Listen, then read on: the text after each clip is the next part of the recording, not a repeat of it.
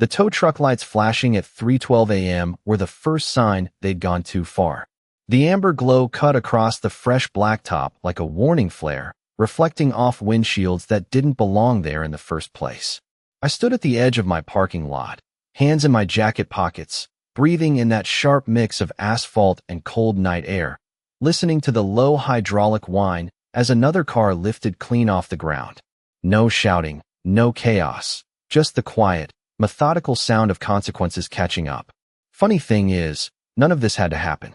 6 weeks earlier, I was just trying to run a simple operation. My name's Ryan Whitaker, and that lot, every inch of it, came out of 12 years of double shifts, busted knuckles, and saving every dollar I could scrape together.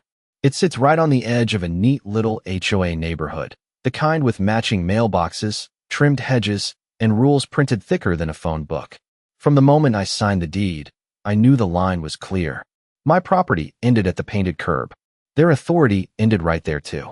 Or at least, it was supposed to. The first ticket showed up on a Tuesday afternoon, slapped onto one of my customers' windshields with that cheap adhesive that leaves residue you can feel for days. I remember the exact sound it made when I peeled it off. Sharp, deliberate, like someone trying to make a point. Unauthorized commercial parking violation. I actually laughed. Thought it was a mistake. I walked the perimeter twice that day, boots crunching against loose gravel near the edge, checking the survey markers I'd paid good money to have installed. Everything lined up exactly where it should. My land, my lot, my rules. But 2 days later, there was another ticket. Then 3 more by the end of the week.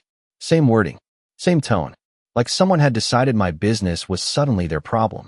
That's when I noticed her, standing across the street, clipboard tucked under her arm like it was some kind of badge. Perfect posture, perfect smile, the kind that never quite reaches the eyes. She introduced herself like she owned the entire block, voice smooth as polished glass. "We maintain standards here," she said, glancing over my lot like she was already redesigning it in her head. I didn't argue. Not yet. I just nodded, felt that faint heat rise in my chest, and watched as she turned away like the conversation was already over. That night, I sat in my truck long after closing, engine ticking as it cooled, staring at the painted lines I'd laid down myself, each one straight within a fraction of an inch. I knew what I'd built. I knew what I owned. And I knew one more thing they didn't. They weren't just crossing a line. They were stepping onto something I could legally shut down at any moment. I just needed them to keep going long enough to prove it. I woke up the next morning to the sound of tires rolling slower than usual across the lot. That soft rubber drag against fresh paint that tells you someone is hesitating, unsure if they are supposed to be there. And when I stepped outside with a cup of coffee still steaming in my hand, I saw 3 more tickets flapping under windshield wipers like cheap flags planted on territory that was never theirs to claim. The paper edges already curling in the heat, ink bold and official like it meant something real. And for a second, I just stood there breathing in the mix of motor oil, sun-warmed asphalt, and that faint chemical smell from the ticket adhesive, letting it settle in because this was no longer a mistake. This was a pattern, and patterns mean intent. My customers started noticing too. You could see it in the way they parked closer to the entrance, glancing around like they were doing something wrong. One guy even asked me if he needed a permit now, like somehow, overnight my private property had turned into regulated ground. And that question stuck with me longer than it should have, because it told me exactly what she was trying to do: create confusion, make it feel like her authority extended past that invisible line at the curb, like repetition alone could rewrite ownership.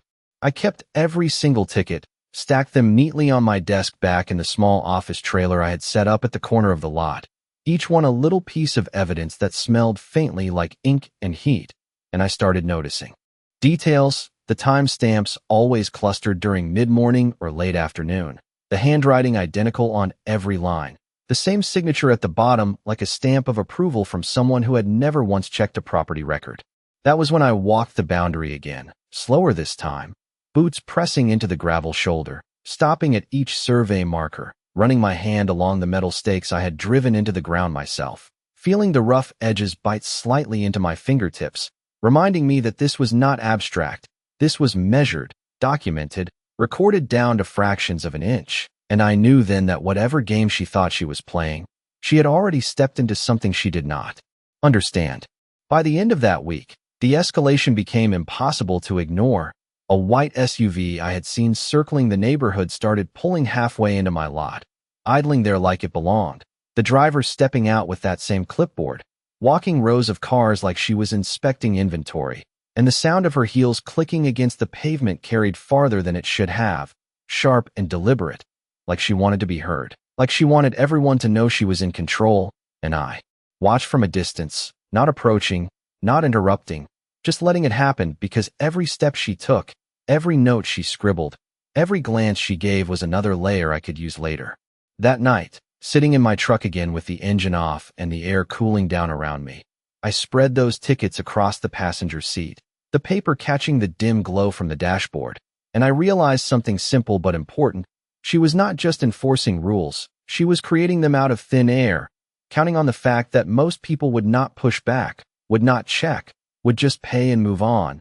But I am not most people. And as I picked up the top ticket and folded it carefully in half, I could already feel the shift happening.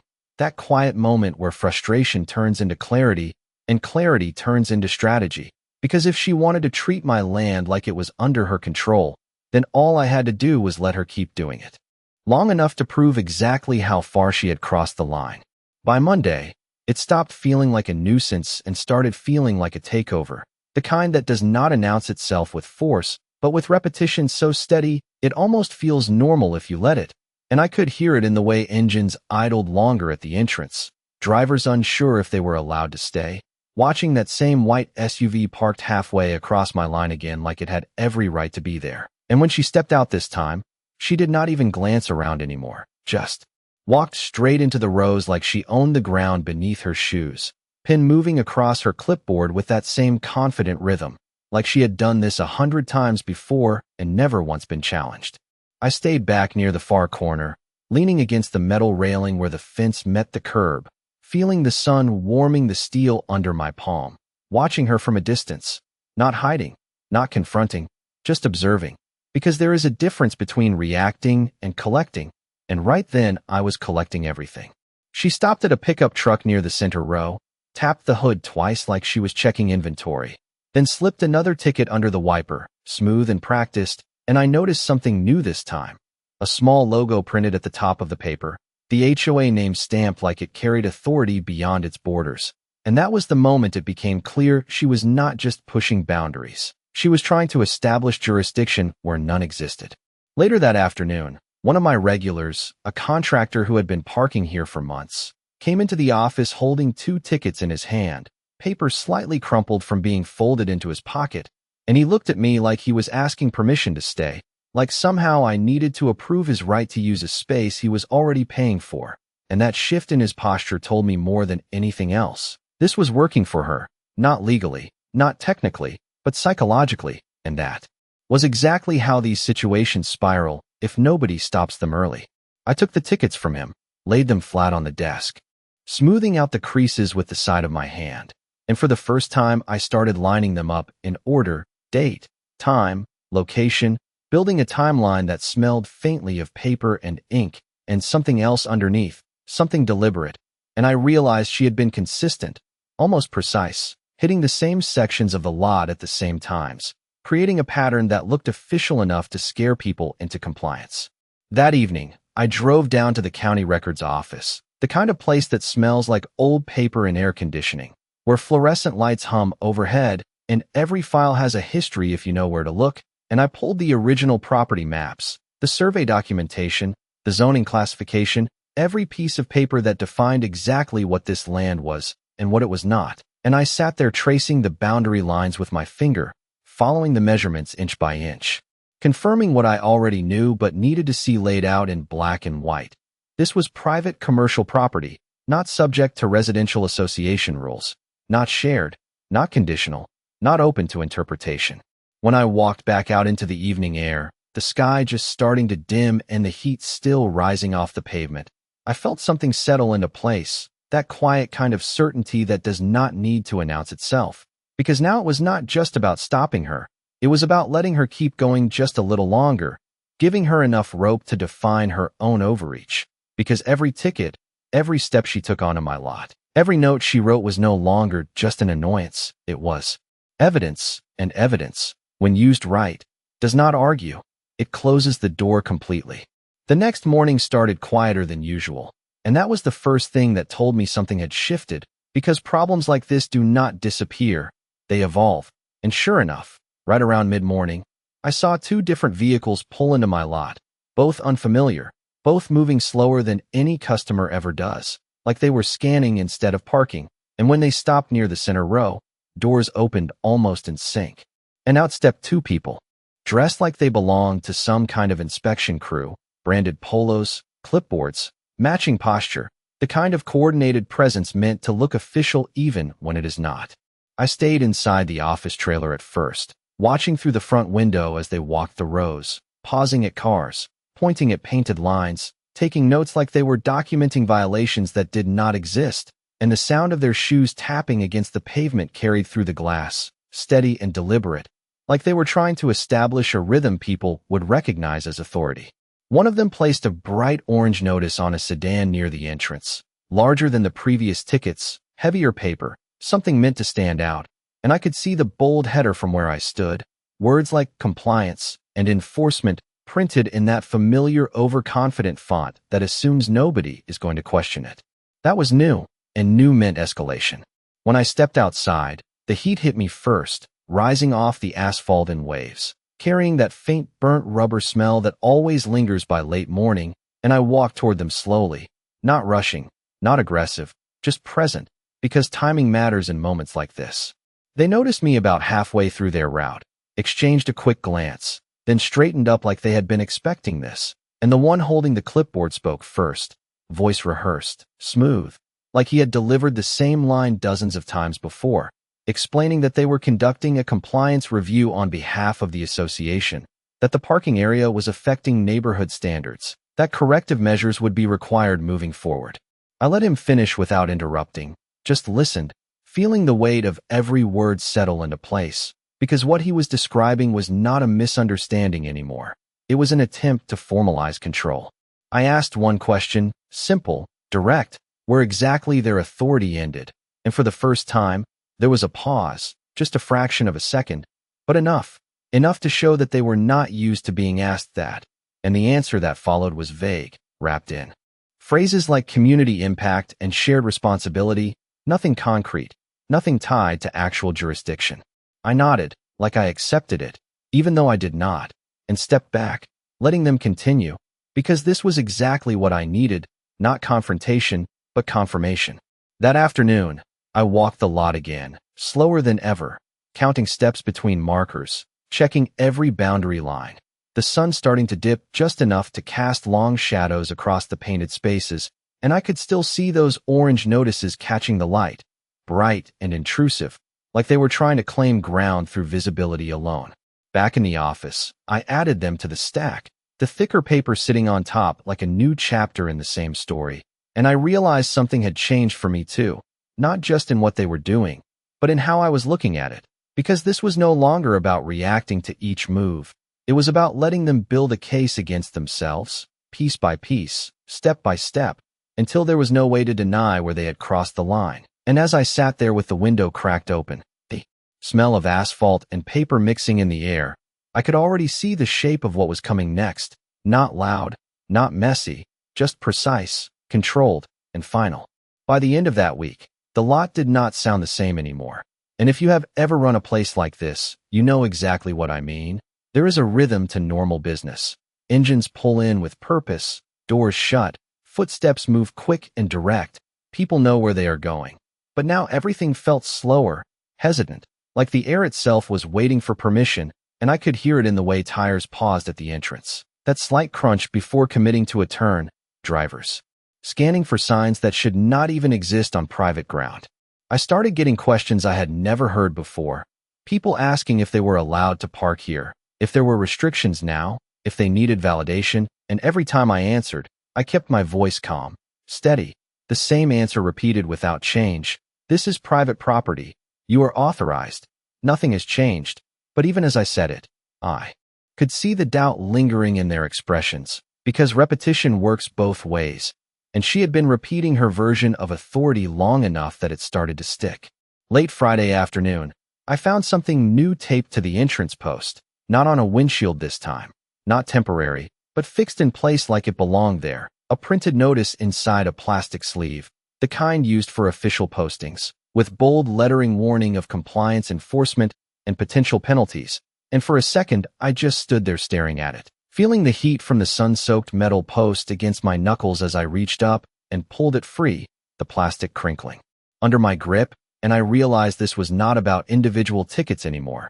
This was about claiming presence, marking territory in a way that would make people assume it had always been this way. I took it down without a word, folded it once, twice, and set it on the passenger seat of my truck alongside the others, the growing stack shifting slightly with the movement. And for the first time, I noticed how heavy it felt, not just physically, but in what it represented, weeks of overreach building into something that looked almost legitimate if you did not know better. That evening, I stayed longer than usual, walking the perimeter as the light faded, the sky turning that dull orange that reflects off asphalt like a mirror, and I could still see faint outlines where those notices had been placed, little marks left behind by tape and pressure, like footprints that refused to disappear completely. And it hit me then. They were not just testing boundaries anymore. They were conditioning people to accept them. Around 7:30, the white SUV rolled in again, slower than before, stopping just past the entrance, engine idling with that low hum that carries across open space. And this time she stepped out herself, no clipboard assistant, no inspection crew, just her, walking straight toward the center of the lot like she had every right to be there, heels clicking in that same steady rhythm. And I stayed where I was, near the far row, leaning against the railing, watching without moving, letting the distance do the work. She placed 2 more notices, larger ones, right in the most visible spots, then turned slightly, scanning the rows like she was measuring impact, not legality. And that was when I understood the real shift. She was no longer checking anything. She was performing authority, creating a version of control that people would accept simply because it was repeated often enough. I did not approach her. I did not say a word. I just let it happen, because at this point, interruption would only slow her down, and I needed her to keep going, to keep crossing that invisible line until it was no longer invisible to anyone who mattered. And as the sun finally dipped below the rooftops and the lot settled into that quiet evening stillness, I walked back to my office, added the new notices to the stack, and sat there for a long moment listening to the faint ticking sound of cooling engines in the distance. Knowing that everything I needed was almost in place, I just had to let her take one more step too far. Saturday morning came in quiet and clear, the kind of still air that carries every sound a little farther than usual, and I unlocked the office trailer just after sunrise, the metal handle cool against my palm, stepping inside to that familiar smell of paper, dust, and stale coffee. And for the first time since all of this started, I did not go straight to the window to check the lot. I went to the desk, pulled open the drawer, and laid everything out in front of me, every ticket, every notice, every piece of paper she had placed on my property like it meant something, stacking them carefully, aligning edges until they formed a clean, undeniable timeline. I spread out the property documents next, the survey maps with their precise measurements, the zoning classification printed in plain language, the deed itself with my name sitting exactly where it belonged, and I ran my finger along the boundary line again, slow and deliberate, following it from one corner marker to the next, feeling that same quiet certainty settle in. Because this was the moment where frustration finally turned into something else, something controlled. Around mid-morning, I installed the first camera, mounted high on the corner post overlooking the entrance, the drill humming steady in my hands, vibrations running up through my arms as each bolt tightened into place, and I positioned it carefully, angled just enough to capture every vehicle that crossed that line, every step taken onto ground that was not theirs. And when I powered it on, the small indicator light blinked once, steady and ready, like it understood its job. By noon, there were 4 more, each one covering a different section of the lot, no blind spots, no gaps, just clean coverage that turned every inch of asphalt into documented space. And as I stepped back and looked across the rows, I could almost see the difference already, not in how the lot looked, but in what it had become, no longer just a place to park, but a record of everything that happened on it. The signs came next, simple, direct, mounted at eye level along the perimeter, private property, no unauthorized enforcement. Trespassing will be recorded. The letters sharp against white background, impossible to miss, and I took my time placing each one, making sure they lined up clean with the boundary, not aggressive, not threatening, just clear, because clarity is what makes everything else hold. That afternoon, I made one more call, short, direct, to a towing company I had worked with before, the kind that understands procedure, that documents everything, and we set the terms in plain language. Only vehicles associated with unauthorized enforcement activity. Only when clearly documented, nothing rushed, nothing questionable, just a standing agreement ready when needed. And when I hung up, I could feel the last piece click into place. As the sun started to drop and the long shadows stretched across the lot again, I took one slow walk from one end to the other, boots steady on the pavement, passing each sign, each camera, each painted line that had not moved an inch since the day I put it there. And for the first time in weeks, the space felt like it belonged to me again, not because anything had changed on the surface, but because now everything was defined, recorded, undeniable. When I reached the entrance, I paused, looking out toward the street where that white SUV would eventually appear again, and I realized something simple. She thought repetition created authority, but repetition also creates evidence, and evidence, when it is clear enough, does not argue. It just waits for the right moment to close the door. Monday morning came in sharper than usual, the air cooler, the light cleaner, the kind of clarity that makes every detail stand out whether you are ready for it or not. And I was already in the lot before the first customer pulled in, standing near the entrance with a clipboard of my own, not for show, not for authority, but for record, flipping through printed stills from the camera feeds, each one time-stamped. Each one showing the same pattern repeating over and over again, the same white SUV, crossing the boundary line, the same footsteps moving deeper into the rows, the same hands placing notices where they did not belong. By 9:15, she showed up right on schedule, that engine hum I had come to recognize rolling and steady, confident, like nothing had changed, like the signs did not exist, like the cameras were just decorations, and I stayed exactly where I was, letting her see me this time, not hidden, not distant, just present, because the difference between before and now was simple. Now I wanted her to know she was being seen. She stepped out, heels striking the pavement in that same controlled rhythm, and paused just long enough to take in the new signs, her eyes moving from one to the next, reading every word without saying anything. And for a moment, there was something different in her posture, not hesitation, but calculation, like she was deciding whether those signs applied to her or not. Then she kept walking, straight past the first marker, straight past the second, right into the lot like she had done a dozen times before, clipboard in hand, pen ready, and that was all I needed. I did not move toward her immediately. I let her take a few more steps, let the cameras capture every angle, every motion, until she stopped near the center row and reached for another windshield. And only then did I start walking, slow and steady. Boots echoing faintly against the asphalt, closing the distance without rushing, without raising my voice, because timing matters more than volume. When I spoke, it was simple, direct, enough to carry but not enough to draw attention beyond what was already happening. I told her she was on private property, that her presence was being recorded, and that any further enforcement action would be considered unauthorized access. And I watched her expression closely, not for anger, but for understanding. Because there is a moment when someone realizes the situation has changed, and it is usually quiet. She did not argue right away. Instead, she glanced toward the nearest camera, then back at me. And for the first time since this started, she did not place the notice in her hand. She held on to it, fingers tightening slightly around the paper, like she was weighing something that had not mattered before. The silence stretched just long enough to feel intentional. The distant sound of a car door closing at the far end of the lot, the only interruption. And then she spoke, not loud, not aggressive, just measured, repeating the same language about standards and community impact. But it sounded thinner now, like it was missing something it used to have. I nodded once, not agreeing, just acknowledging that I had heard it before, and then I stepped aside, giving her a clear path back to the entrance. No confrontation, no escalation, just a line drawn in a way that did not need to be explained twice. She hesitated for half a second, then turned, heels clicking faster this time, walking straight back to her vehicle without placing a single notice.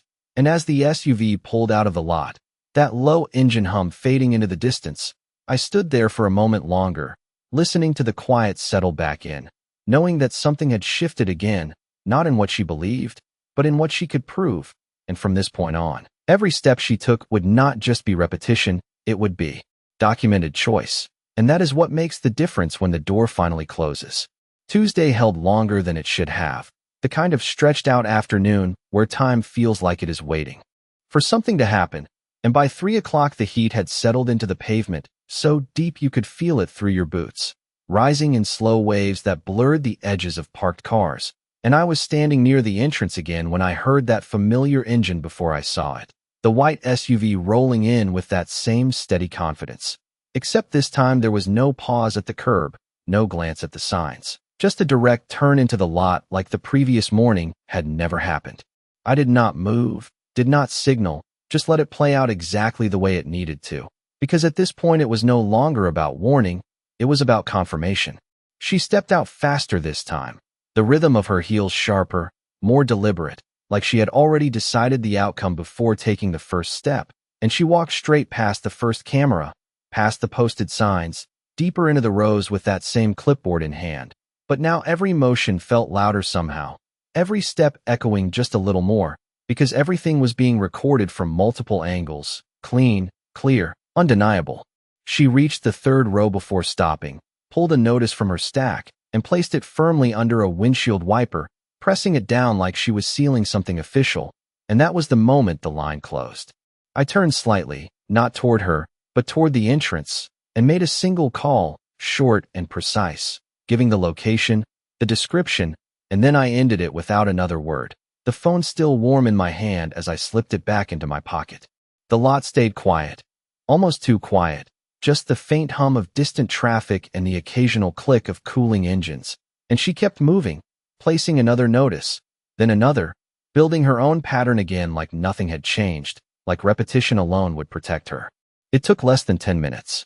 The tow truck entered without urgency, no flashing lights, no noise beyond the low diesel rumble that carries steady and controlled, and it stopped near the entrance just long enough for the driver to confirm what he needed to see, the signage, the boundary, the cameras. Then he moved forward, methodical, professional, like he had done this 100 times before under clearer circumstances than this.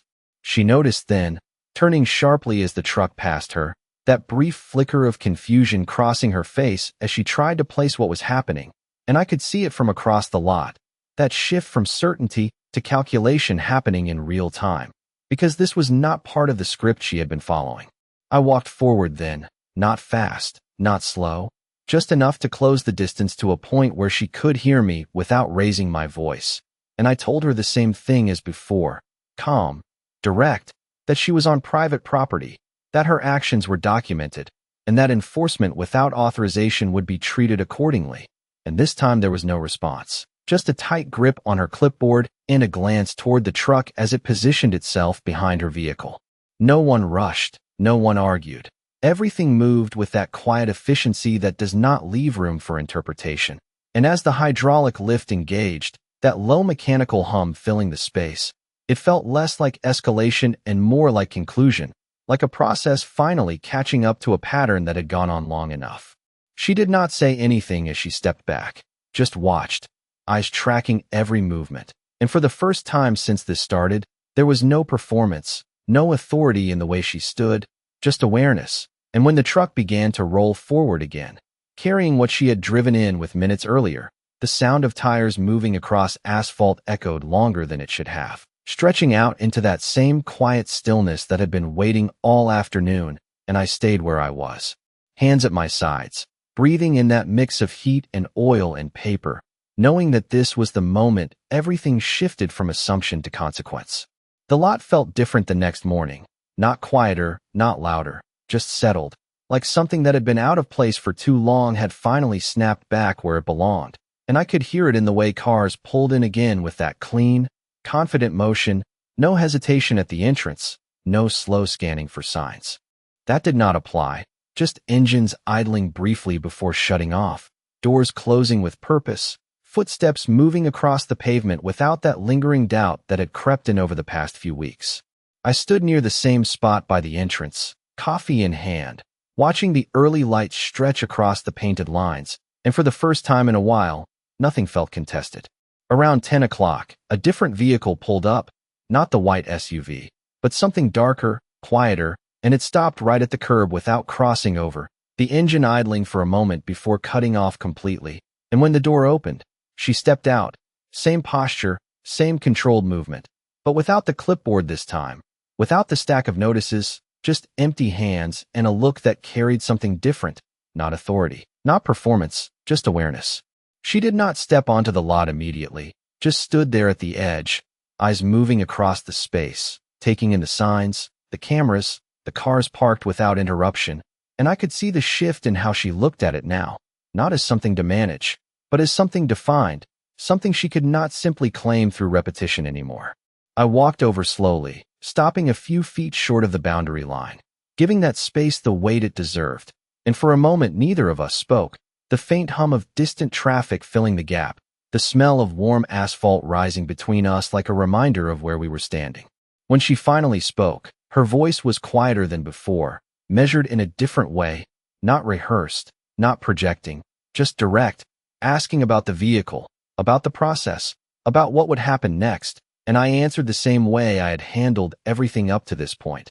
Calm, clear, without escalation, explaining that everything had been documented, that the enforcement had been unauthorized, that the action taken was within my rights as the property owner, nothing more, nothing less.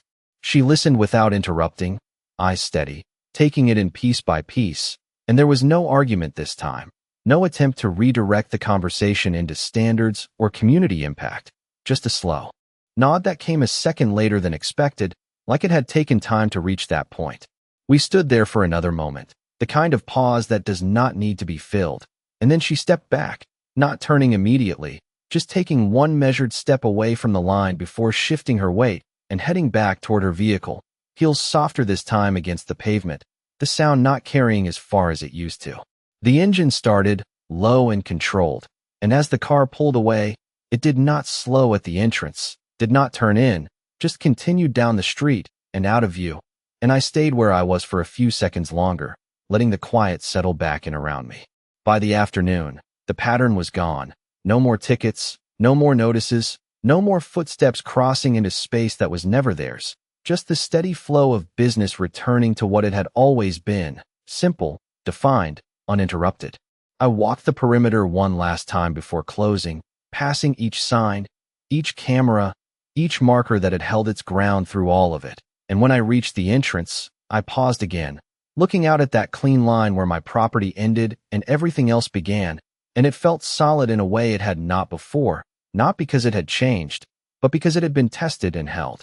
I locked up as the sun dropped low, the air cooling just enough to carry that faint scent of asphalt and dust, and as I stepped into my truck, I glanced once more at the lot stretching out behind me, quiet, ordered, exactly the way I built it, and the thoughts settled in without effort, clear and final. They tried to act like they owned the space, but in the end, all they did was prove they never had the right to stand on it at all.